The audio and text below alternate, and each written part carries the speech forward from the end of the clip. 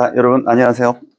네, 오늘은 하나님이 피조세계를 창조하신 동기와 목적에 대해서 말씀드려보겠습니다.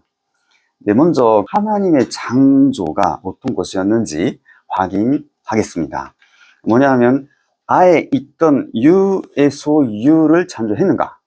이 말은 뭐냐 하면 물질적 근거가 따로 있어가지고 그걸 고쳐가지고 피조세계를 만들었다라는 입장인지, 아니면 무에서 유인가? 이거는 물질적 근거 자체도 아예 없었는데 여기서부터 하나님의 창조가 무에서 유로 왔다, 이런 창조다, 이런 두 가지를 말할 수 있을 것 같은데요. 우리 가정연합에서는 무에서 유다 라고 생각하고 있고요. 특히 창세기는 이 무에서 유를 창조해 가는 과정 자체를 말하고 있다라고 우리는 알고 있습니다. 그 과정은 온 우주가 창조되어 가면서 인간이 생길 때까지의 과정이다 라고 보고 있거든요. 그래서 이 유라는 세계를 피조세계라 하죠. 이 피조세계는 바로 하나님이 창조하신 곳이기 때문에, 무에서 유, 창조하신 곳이기 때문에 하나님을 창조주라고 말하고 있고요. 다른 말로는 제1원인이라는 말도 씁니다. 그러니까 이 하나님 모든 것의 원인이다 라는 뜻이겠죠. 그런 면에서는 우리 교회는 이 하나님을 중심으로 한 완전한 일원론을 가지고 있고요. 그리고 창세기로부터 시작하는 그 과정 자체가 무에서 유를 창조해 가는 과정으로 보고 있기 때문에 하나님의 동기, 창조의 동기가 뭘까요? 라고 물어본다면 당연히 이 창세기, 이 창조 과정에서 알 수가 있다라는 것이 우리 입장입니다. 자, 구체적으로 하나님의 천지 창조의 과정을 살펴보겠는데요. 창세기 1장 3절 4절을 보면 하나님이 가라사대 빛이 있으라 하심에 빛이 있었고 그 빛이 하나님의 보시기에 좋았더라 라고 했거든요. 근데 하나님이 빛이 있기 전, 창조하시기 전에는 빛이 있었을까 없을까요? 빛이 없었다는 거죠. 빛이 없었기 때문에 빛이 있으라 해가지고 그 말씀이 있은 다음에 빛이 있었다는 거죠. 실제가 나타났다는 거예요. 하나님의 말씀대로 실제가 나타나니까 하나님은 그것을 보시고 좋았더라, 기뻐하셨다라는 것입니다. 이것이 중요한 것은, 이거 색깔 좀 보시죠. 초록색, 빨간색, 보라색. 이 순서로 창조가 다 이루어지거든요. 이거는 첫째 날입니다. 둘째 날. 하나님이 가라사대 물 가운데 궁창이 있어 물과 물로 나뉘게 하리라 하시고 하나님이 궁창을 만드사 궁창 아래에 물과 궁창 위에 물로 나뉘게 하심에 그대로 되니라 하셨고요. 하나님이 가라사대 천하의 물이 한 곳으로 모이고 묻이 드러나라 하심에 그대로 되니라. 하나님이 묻들 땅이라 칭하시고 모인 물을 바다라 칭하시니라. 하나님의 보시기에 좋았더라. 그리고 셋째 날도 똑같습니다. 하나님이 가라사대 땅은 풀과 씨 맺는 채소와 각기 종류대로 씨 가진 열매 맺는 과목을 내라 하시매 그대로 되오. 땅이 풀과 각기 종류대로 씨 맺는 채소와 각기 종류대로 씨 가진 열매 맺는 나무를 내니 하나님의 보시기에 좋더라. 이 순서로 보시면요, 초록색, 빨간색, 그리고 보라색, 이 순서대로 쭉 가거든요. 이것은요, 삼일째뿐만이 아니라 4, 5, 6 다 똑같습니다. 초록색, 일단 말씀이 있고 그대로 되고 그거를 보고 좋았더라. 이 순서가 다 쭉 가거든요. 이것을 보시면 우리는 이 하나님을 창조주, 그리고 제1원인이라 하는데, 제1원인이란 말은 그 제1원인 있기 전에는 아무것도 없었다라는 뜻도 되겠죠. 그래서 하나님의 창조가 있기 전에는 없었던 것입니다. 그래서 없었기 때문에 하나님은 빛이 있으라, 궁창이 있으라, 물, 땅, 바다 있으라 하나씩 해가면서 만들어 갔다는 거예요. 이 과정을 보니까 일단 하나님은 말씀을 주십니다. 예, 빛이 있어라. 빛이 없기 때문에 빛이 있어라. 이 말씀이 들어갔을 때 이 없던 세계에서 이 말씀대로의 실체가 나타나는 거죠. 예, 성경의 순서가 그렇게 되어 있다는 거예요. 그래서 말씀대로 나타난 실체를 보시고 하나님이 좋았더라 라고 하신 거예요. 자, 우리 삶 속에서 좋았어 라고 할 때는 어떤 때일까요? 좋았어 할 때는 당연히 기쁘다, 잘 됐네, 기쁘다 할 때 좋았어 라고 하거든요. 그렇기 때문에 하나님도 창조의 과정을 보니까 똑같다는 거예요. 그래서 하나님의 창조의 동기가 뭐냐라고 하면 한마디로 기쁨을 얻고자 창조하셨다라는 것을 우리는 알 수가 있습니다. 그런데 이것은 동기고요. 그냥 기쁨을 얻고자 한다 해서 그냥 얻는 것은 아니다라는 것을 성경은 말하고 있습니다. 즉, 과정이 있는 거예요, 과정. 하나님이 기쁨을 얻고자 창조를 하셨는데 그냥 얻어지는 것이 아니라 그 과정이 있다는 거죠. 어떤 과정이냐? 먼저 말씀을 주십니다. 근데 말씀을 주시니까 그 말씀대로의 실체가 나타나니 이것을 보시고 좋았더라, 기뻐하셨다는 거거든요. 이 과정은 성경을 보면 다 나타나 있는 사실입니다. 근데 이것을 인간을 예로 들어서 이야기를 해보겠습니다. 자, 사람은 어떨 때 기뻐할까요? 결론을 드리자면 여기 있는 대로입니다.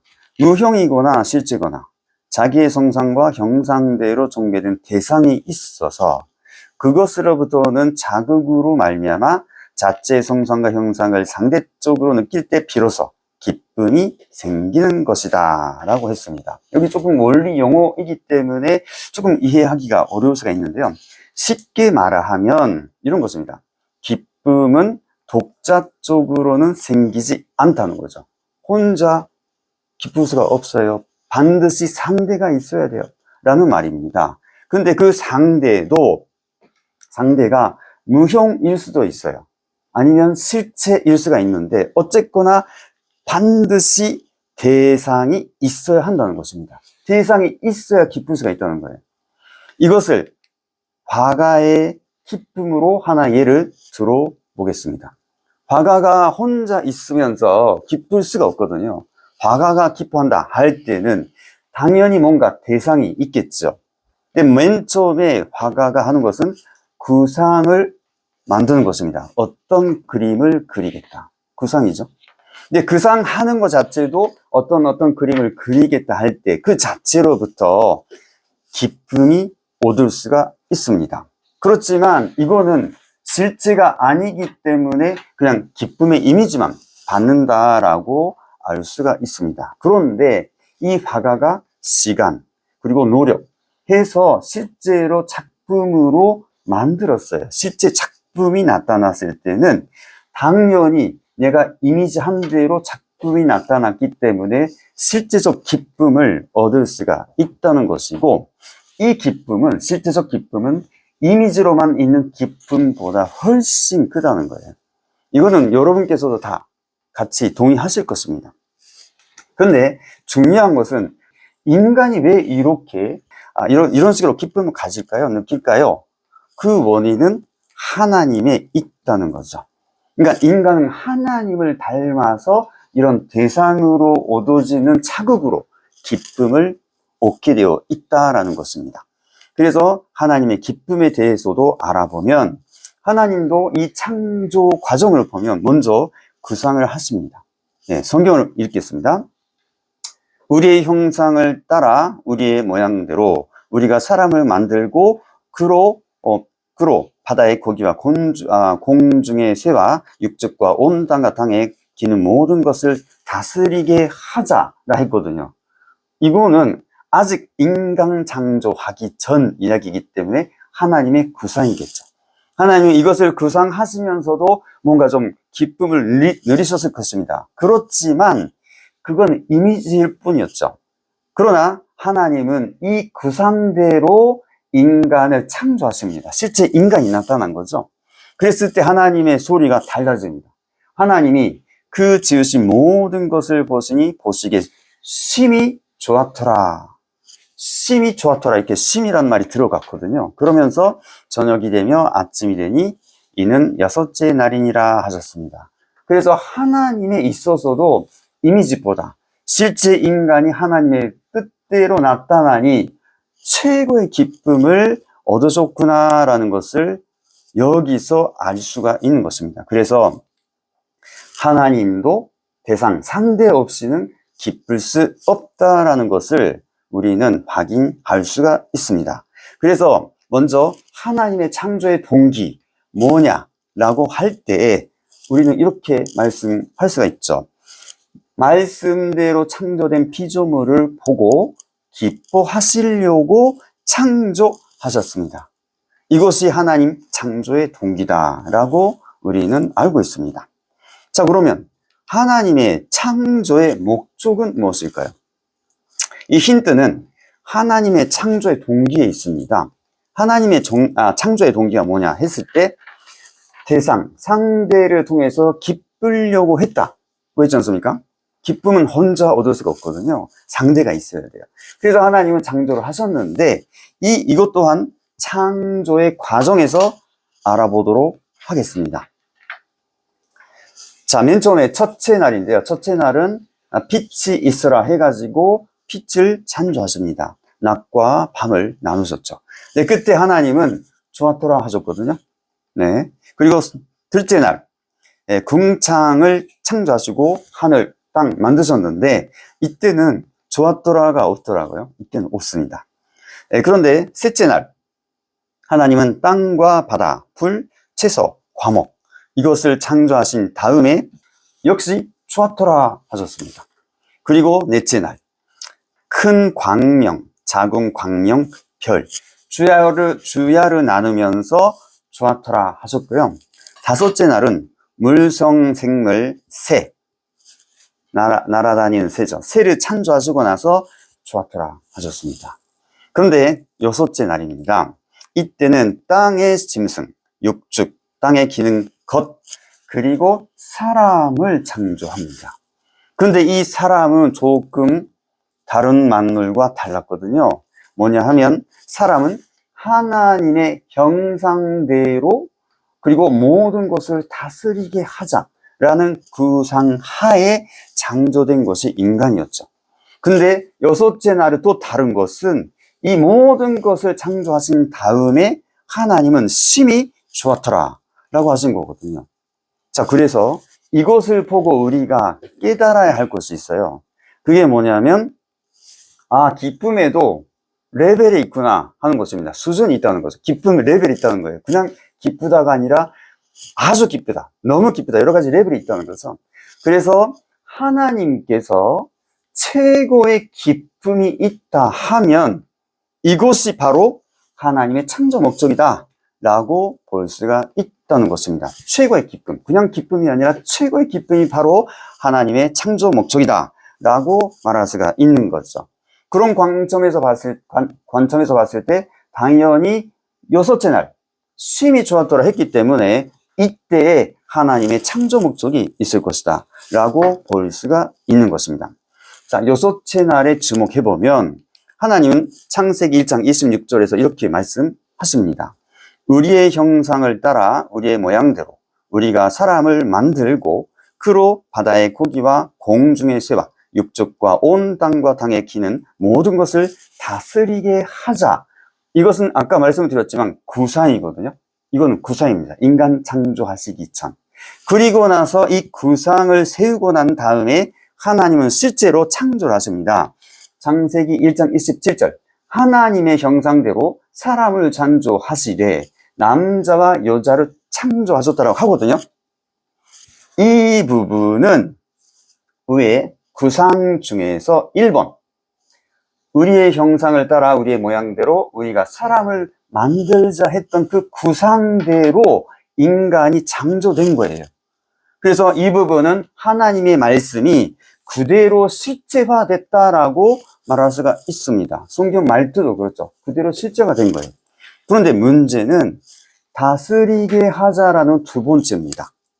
이 부분은 창세기 1장 28절을 보면 이렇게 나와 있거든요. 생육하고 번성하여 땅에 충만하라. 땅을 전복하라. 바다와 고기와 공중의 새와 땅에 움직이는 모든 생물을 다스리라 라고 하셨는데요.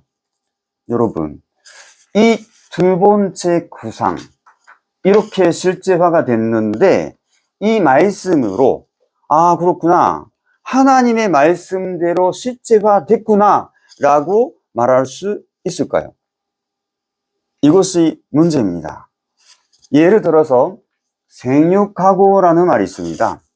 생육하다라는 말은 성장 기간에 있다라는 말이거든요. 그래서 아직 인간 자체가 미완성이었다라는 것을 상징적으로 말하고 있습니다. 생육하고 성장 기간에 있다라는 말이거든요. 그리고 번성하여 땅에 충만하라잖아요. 번성하여 땅에 충만하기에는 얼마나 시간이 걸리겠습니까? 그런 관점에서 봤을 때도 이것이 시간이 필요한 말씀이었다는 것입니다. 자, 이 두 가지만 봐도요, 이 다스리게 하자라고 했던 그 말씀이 실체화됐다고 볼 수가 없는 거죠. 이 말씀이 실체가 될까 말까는 인간에게 달려 있었다라는 것을 우리는 이 성구에서 알아차릴 수가 있다는 것입니다. 자, 그런 관점에서 봤을 때 이 하나님이 생육하고 번성하여 땅에 충만하라, 땅을 정복하라, 바다의 고기와 공중의 새와 땅에 움직이는 모든 생물을 다스리라라는 이 말이 언제 어떻게 이루어지느냐가 문제거든요. 그때가 하나님이 가장 기뻐할 수 있는 실제가 나타나는 때이기 때문입니다. 그런데 여기서 말하자면 먼저 생육인데요. 이것은 우리 가정연합에서는 개성완성이라는 말을 씁니다. 이것은요, 성경 말씀에 마태복음 5장 48절 보면 하늘에 계신 너희 아버지의 온전하심과 같이 너희도 온전하라 하셨거든요. 만약에 우리가 온전할 수가 없으면 예수님이 이런 말씀 하실 수 없겠죠. 그러니까 예수님도 우리가 온전할 수, 하나님처럼 온전할 수가 있기 때문에 우리를 보고 온전하라 하신 거거든요. 이렇게 되라는 거예요. 이것을 우리는 생육하라, 개성완성이다라고 보고 있습니다. 두 번째는 번성이죠. 번성은 뭐냐? 애를 낳는 거거든요. 자연계를 보시면요, 태어나자마자 애를 낳지가 않습니다. 그죠? 동물이든 식물이든 성장 기간이 있거든요. 성장 기간을 거치고 난 다음에 성숙한 다음에야 번성 가능합니다. 그런 면에서 가정연합에서는 이 번성을 가정완성이다라고 하는데, 이거는 모든 자연계에 있는 생물체의 같은 법칙이다라고 말할 수가 있겠습니다. 세 번째가 다스려라 이거거든요. 다스리기. 이 부분은 우리는 만물주관이라는 말을 쓰는데요. 고린도전서 6장 3절을 보면 우리가 천사를 판단할 것을 너희가 알지 못하느냐라는 말이 있어요. 이 말이 뭐냐 하면 인간은 만물주관을 하라 할 때는 이 우리가 보이는 만물만 주관하는 것은 아니고 천사까지도 주관해야 한다라는 것을 포함하고 있는 말입니다. 그래서 이 하나님의 말씀대로 인간이 개성완성하고 가정완성하고 이 보이는 세계와 안 보이는 천사까지도 주관하게 되면 어떤 세계가 이루어질까요? 이것이 바로 지상천국이라고 우리는 말하고 있습니다. 따라서 하나님이 바라셨던 것은 인간이 생육, 번성, 다스리기를 이루어가지고 지상천국을 실현하는 것입니다. 이 세계가 어떤 세계냐? 이 세계는 바로 인간이 최고의 기쁨을 누리는 세계다라고 말할 수가 있겠죠. 하나님이 바라셨던 것은 인간이 지상천국을 만들어 가지고 최고로 기쁨의 생활을 누리는 것. 이것이 하나님의 목적이었다는 거죠. 그래서 하나님께서는 인간이 최고로 기뻐하는 모습을 보시고 기쁨을 누리시려고 하셨다. 이것이 바로 창조의 목적이었다라고 말씀드릴 수가 있겠습니다. 그런데 여기에 문제가 생긴 거거든요. 뭐냐? 우리가 알고 있듯이 아담 하와는 이 생육 번성 다스리기라는 하나님의 말씀을 읽기 전에 타락해버렸다는 거죠. 타락해버렸다. 그렇기 때문에 이 하나님의 창조의 목적은 인간의 타락으로 인해서 이루어지지 않았기 때문에 이 하나님의 창조의 목적은 있는 그대로 하나님의 구원의 목적이 되어버린 것입니다. 이 상태로 회복해야 한다는 거죠. 네. 그런 관점에서 아담의 타락과 구원에 대해서 알아보겠는데요. 아담, 하와가 타락하기 전에는 죄인이 없었거든요.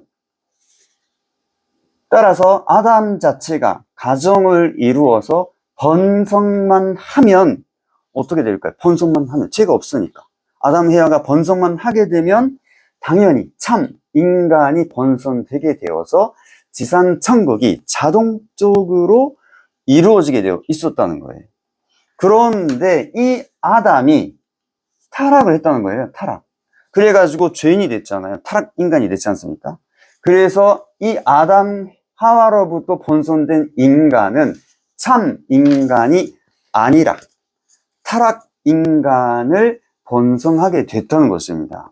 그 결과 어떻게 타락 인간 번성했는데 지상 천국 이룰 수 있겠습니까? 당연히 지상 천국이 아니라 지상 지옥을 만들어서 우리가 지금 이 세상 살고 있는 거거든요.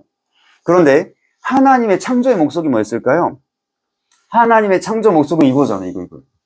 이것을 이루어야 되는데 아담 해의 타락으로 말미암아 지상 지옥이 돼버렸다는 거예요. 그럼 하나님은 이것을 그대로 두실까요? 만약에 이대로 두신다면 하나님은 창조에 실패한 무능한 하나님이 돼버릴 수밖에 없는 것입니다. 그래서 하나님은 이 하나님이 맨 처음에 구상하셨던 지상 천국의 뜻을 이루기 위해서 타락한 인간 가운데 이스라엘 민족을 세웁니다. 그래가지고 이스라엘 민족에게 약속을 하죠. 너희들에게 메시아를 보낸다. 메시아를 왕으로 보낸다. 그래가지고 왕국을 세운다. 이런 약속들이 구약 성경에 다 나와 있는 거거든요. 그래서 하나님은 드디어 때가 돼서 예수님을 이스라엘 민족에게 보냈다는 것입니다. 그런데 여기서 만약에 이스라엘 민족이 예수님을 믿었으면 어떻게 되었을까요?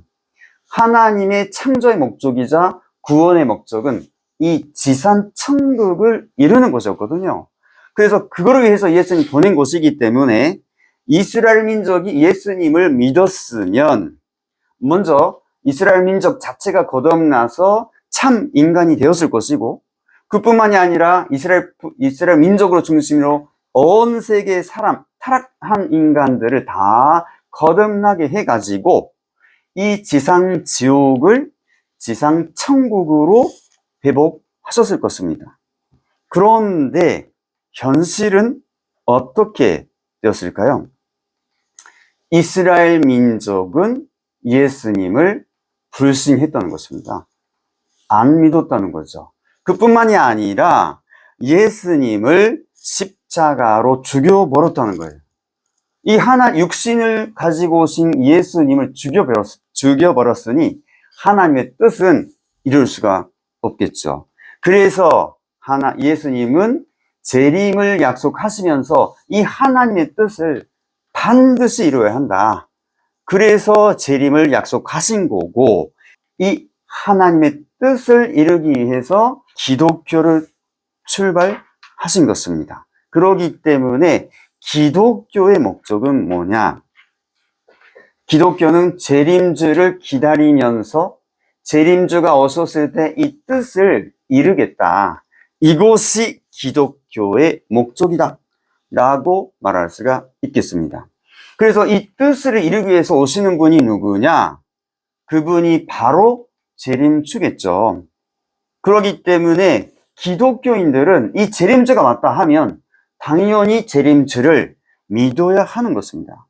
믿어가지고 무엇을 할까요?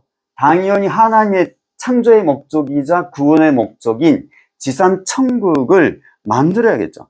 그렇기 때문에 재림주는 오시면 이 기독교인이든 온 세계의 인류를 다시 거듭나게 해가지고 참 인간으로 거듭나게 하고 지상 지옥을 지상 천국으로 만들어가는 이 일을 하셔야 한다는 것입니다.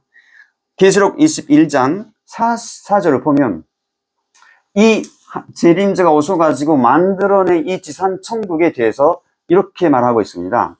모든 눈물을 그 눈에서 씻기심에 다시 사망이 없고 애통하는 것이나 곡하는 것이나 아픈 것이 다시 있지 아니하리니 처음 것들이 다 지나갔음이리라 라고 했거든요.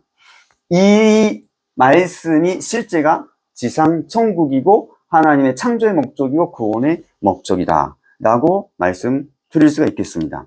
그래서 하나님은 재림주를 보내고 나서 이 온 인류가 거듭나 지상 천국을 이뤘을 때 드디어 인간이 최고로 기뻐하는 모습을 보시게 되니 하나님도 최고의 기쁨을 누릴 수 있게 된다라고 말씀드릴 수가 있겠습니다. 자, 그래서 오늘의 결론입니다. 하나님의 창조의 동기는 뭘까요? 이것은 아까 말씀드린 대로 하나님의 말씀대로 창조된 피조물을 보고 기뻐하려고 하셨다는 것입니다. 그러면 하나님의 창조의 목적은 무엇일까요? 라고 했을 때 하나님은 자기 형상대로 하나님의 모습 그대로 인간을 창조했다고 하셨거든요. 그렇기 때문에 이 인간이 천국을 이루고 최고로 기뻐하는 모습을 봤을 때 하나님이 최고의 기쁨을 누릴 수가 있다는 것입니다. 그래서 하나님의 창조의 목적은 인간, 천국을 이루고 최고로 기뻐하는 모습을 보고 싶어 하셨다라고 말씀드릴 수가 있고요. 근데 인간이 타락했단 말이죠. 그래서 하나님의 창조의 목적은 이거지만은 결과적으로 구원의 목적이 이 인간이 다시 천국을 이루고 최고로 기뻐하는 것을 보는 것이 되어버렸다. 이렇게 말씀드릴 수 있겠습니다. 여기까지만 하겠습니다. 감사합니다.